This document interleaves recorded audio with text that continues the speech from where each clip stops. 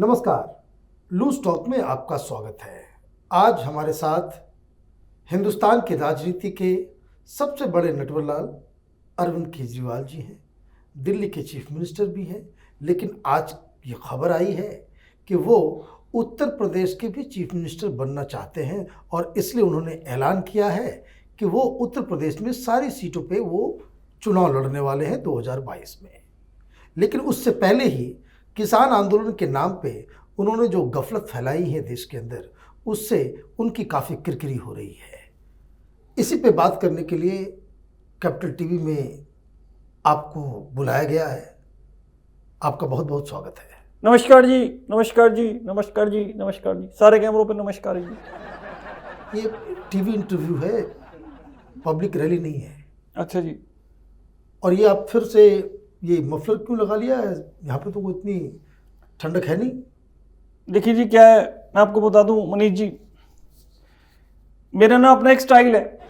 मैं जब भी घर से बाहर निकलता हूँ ये पहन करके निकलता हूँ। क्यों? आपको देखिए पता है, मैं एक लौता ऐसा बंदा हूँ। आपने जैसे अभी बात की थी ना दिल्ली का नटवरलाल, मुझे बड़ा अच्छा लगा। मेरे को एक बार कुछ लगा केजरीवाल चेंज करके नटवरलाल ही कर लूँ। सॉरी, बिल्कुल खांसी आ जाएगी। तो मेरा मन करा कि मैंने कहा चलो यही क्यों ना कर लूँ। पर चक्कर क्या है कि देखिए कहीं से स्याही आ जाती है, कहीं से कोई थप्पड़ मार देता है। अब मैंने इस मफलर के नीचे ना कांटे दबा रखे हैं। अगर कोई चांटा मारेगा तो फौरन पकड़ा जाएगा, वहां पे छप जाएगा और खून निकल आएगा। तो आप ऐसा काम ही क्यों करते हैं कि लोग चाटा मारें? अब मैं पता नहीं ऐसा मेरे खुद नहीं समझ में आ रहा। इतने दिन हो गए, इतने साल हो गए गद्दी पे बैठे हुए, लेकिन कसम गद्दी की मेरे को ये समझ में नहीं आता कि मेरे साथ ही ये सब चीज़ें क्यों होती हैं। अपने बंदे तक जिनको मैं पैसे दे करके लाता हूँ चांटे मारवाने के लिए या इंक फेंकने के लिए, वो मेरे मार भी जाते हैं। अभी आप देखिए, आप जो काम जिस तरह से करते हैं, अब किसान आंदोलन में आप कूद गए, भूख हड़ताल पे वही नींबू पानी का खेल आपने शुरू कर दिया। नहीं देखिए, मैं किसानों के साथ हूँ और देखिए मैं यहाँ बिल भी लाया हूँ यहाँ पे, और मैं आपके सामने देखिए फाड़ रहा हूँ। तो भाई इसको क्यों फाड़ रहे हैं आप? देखिए जी, बहुत कम मौका मिलता है केजरीवाल को फाड़ने का। फाड़ने दीजिए डॉक्टर साहब, फाड़ने दीजिए। आप मेरे मन की दशा नहीं समझ पा रहे हैं। फाड़ने दीजिए, धीरे धीरे फट रही है ना। ये देखिए, ये मैंने पूरा फाड़ दिया। अब मैं ये फाड़ूंगा, मतलब सामने वाली पार्टी केंद्र सरकार के अंदर जो बैठे हुए हैं वो फाड़ते रहते मेरी। अब मेरी बारी आई, ये फाड़ देंगे, मैं नहीं फाड़ूंगा। बताइए यार। अरे भाई, तो ये आपको फाड़ने की क्या जरूरत पड़ती है भाई? आपने असेंबली के अंदर किसी चीज को पारित कर दिया, वो पारित हो क्या? अब ये लगे आप फाड़ने फोड़ने के चक्कर में।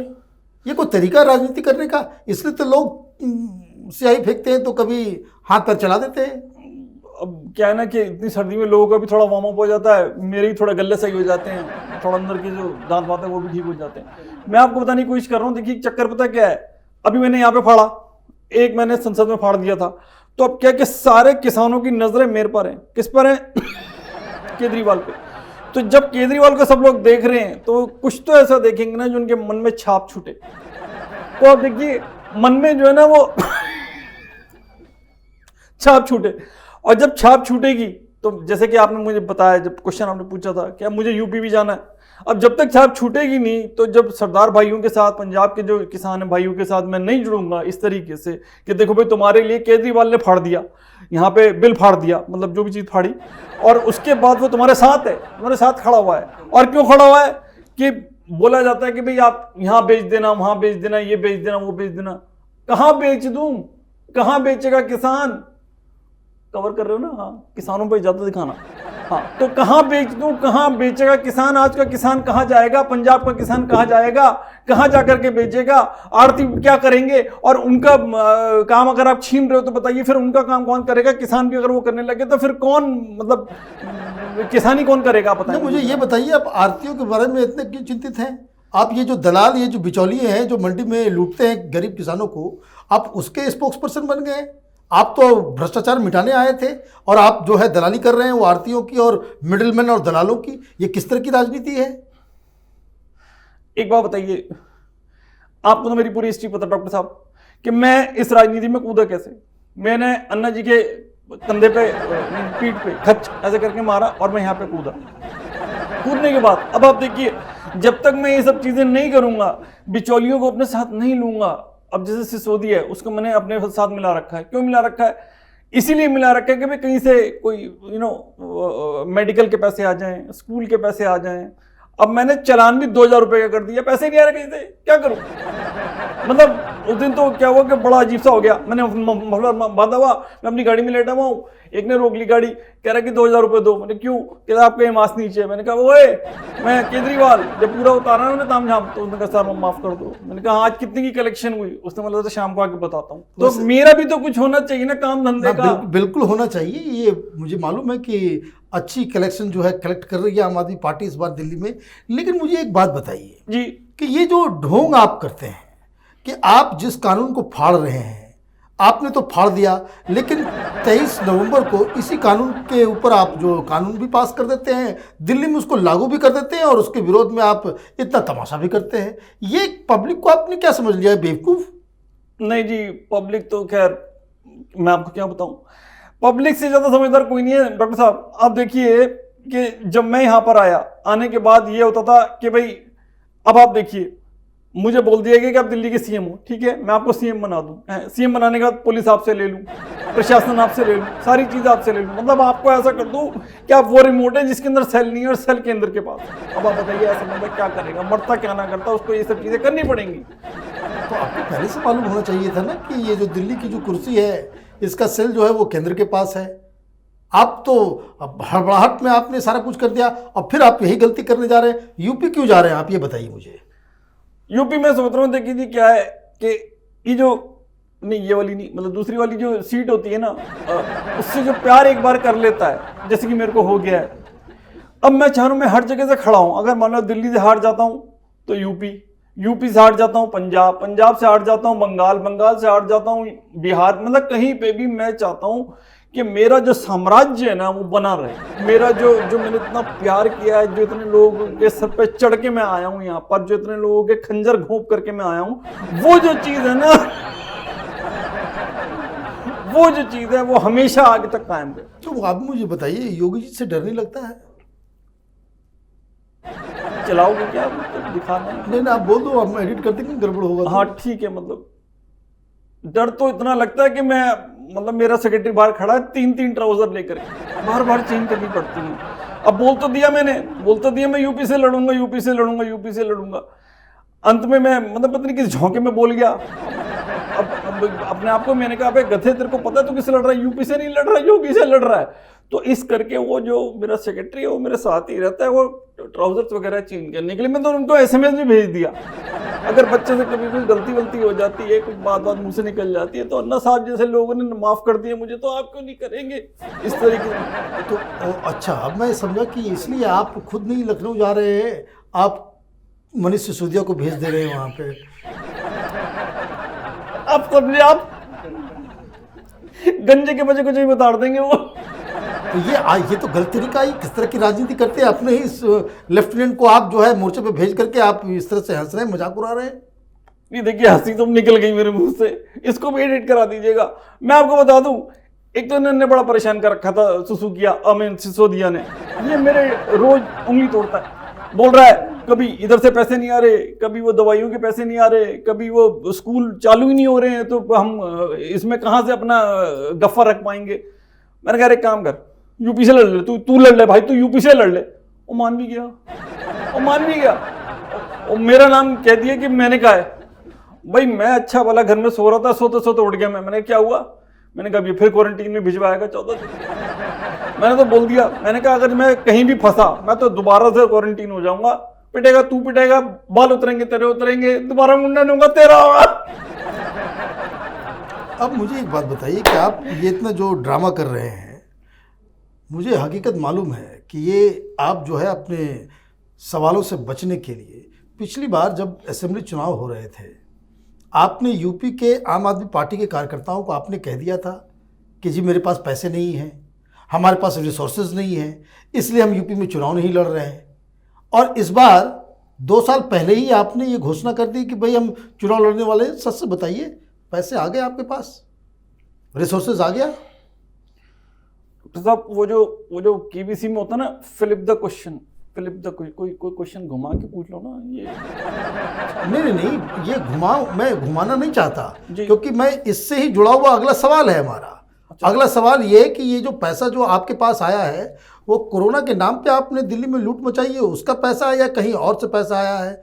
क्योंकि पहले ये सवाल का जवाब तो देना चाहिए। आम आदमी पार्टी के लोग आपसे ही पूछेंगे कि पिछली बार तो आपने कहा था कि भाई हमारे पास पैसे नहीं है, रिसोर्सेज नहीं है, इसलिए हम यूपी का चुनाव नहीं लड़ेंगे, और इस बार आपने 2 साल पहले ही घोषणा कर दी।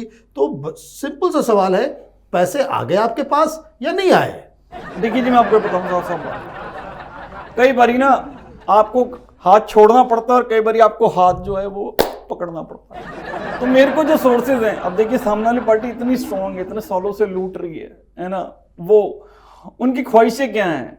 उनका एक छोटा सा बच्चा है पप्पू नाम का, वो सेट हो जाए, हैं वो अपना खेलता रहे, मैं अपना खेलता रहूं, और मोदी जी तो काम कर ही रहे हैं, हम तो काम कर नहीं रहे, वही काम कर रहे हैं, तो वो अपना काम करते रहे, हम भी पल जाएंगे जी, पप्पू भी पल जाएगा जी, मम्मी भी पल जाएंगी जी, सब पल जाएंगे।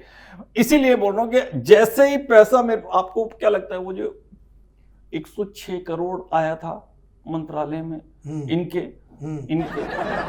तो वो उसमें बहुत सारी चीजें थी, उसमें पाकिस्तान के लिए भी कुछ था, कुछ मेरे लिए भी था, कुछ औरों के लिए भी था, कुछ उनके खुद के लिए भी था, पर पता नहीं किसने अपना वो दिखा दिया और वो पकड़ा गया पैसा। पर और जीजू का भी था, दीदी वाले, प्रियंका वाले, उनका भी था। लेकिन अब क्या करें, अब पकड़े गए तो पकड़े गए, लेकिन मैंने तो अपना पहले ही साफ कर लिया जी। मैंने कहा हमारी दिल्ली के अंदर हमारे यहाँ पे हुआ है ये, तो हमारा हिस्सा पहले दे दो। तो उन्होंने हमारे को हमारा हिस्सा दे दिया, और मैंने मतलब सिर्फ आपसे बात कर रहा हूँ मैं ये, कि मैंने वो जो पैसा था ना उसको इस तरीके से एडजस्ट कर रहा है कि मैं कहीं से भी लड़ लूंगा। लड़ने के तो पैसे हैं मेरे को, लड़ाई के तो मेरे को हमेशा रहते हैं पैसे, कोई ना कोई दे जाता है।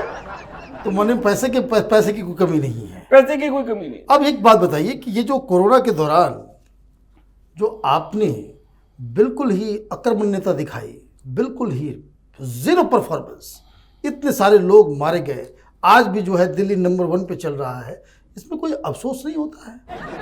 नहीं जी, दिल्ली नंबर 1 नहीं चल रहा जी, महाराष्ट्र चल रहा है। नहीं, अब तो आप उससे आगे निकल गए। अच्छा, मैंने तो डेली रिपोर्ट जो आ रही है उसमें आप आगे चल रहे हैं। तो हमारी टीम काम नहीं करती जी ढंग से। मैंने बोला था सारे आंकड़े छुपा देना, लेकिन मुझे छुपा देते हैं। आंकड़े के छुपाएंगे वो?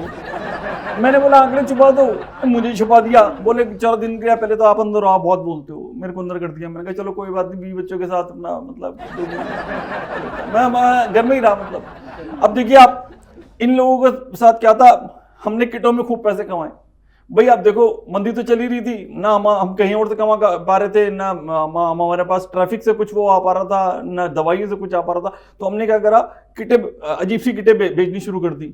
और इनको मैंने बोला था कि जो ढंग की किटें हैं वो हॉस्पिटल में भिजवा देना, जो अपने कार्यकर्ता हैं उनको भिजवा देना। अब वही वाली बात है, इन्होंने उनको भी वही चढ़ा दी, वो बेचारे वही टाइम हो गए। क्यों? क्योंकि उनको भी गलत बना दी। वो सांस ले रहे हैं, वो कह रहे हैं यार पता ही नहीं लग रहा किट पहनी नहीं पहनी। अबे कहां से पता लगेगा जब उसमें छेदे हो रखे हैं।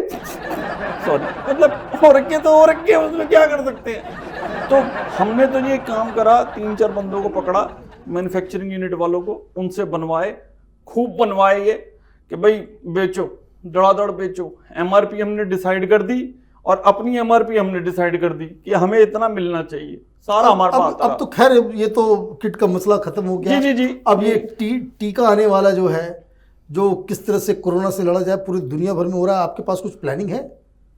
मैंने तो जी भेज दिया, मेल भेज दिया, मैंने मेल भेज दिया। मैंने कहा मोदी जी जैसे ही आए पहले मेरे लगाना, भले ही उसके अंदर में मतलब जैसे बताया गया था ना, वो कहीं पे था घोड़ों के लिए था या जो गधों के लिए था। मैंने कहा अगर गधों वाला आ जाए तो उसका पूरा का पूरा मेरे पास वो है कि मैं वो झेल जाता हूँ, और उसके बाद कोई दिक्कत नहीं होती है। पर सबसे पहले मेरे लगेगा, मेरे एज द वन कि दिल्ली को मैं, क्योंकि सीएम हूँ मैं, मतलब सबसे पहले आगे फ्रंट पे मैं ही रहूंगा दिल्ली की तरफ से। पहले आप मेरे लगाइए, और उसके बाद आप मुझे बताइए कि अब इसको दिल्ली में फैलाना है, तो हम ये डिसाइड कर लेंगे कि कहाँ पे, किस जगह पे ज्यादा पैसे की प्राप्ति है, वहां पे मैं भेज दूंगा, हो जाएंगी चीजें, मेरे 2 पैसे बन जाएंगे बस। अब एक बात बताइए, एक और कंट्रोवर्सी चल रहा है जी।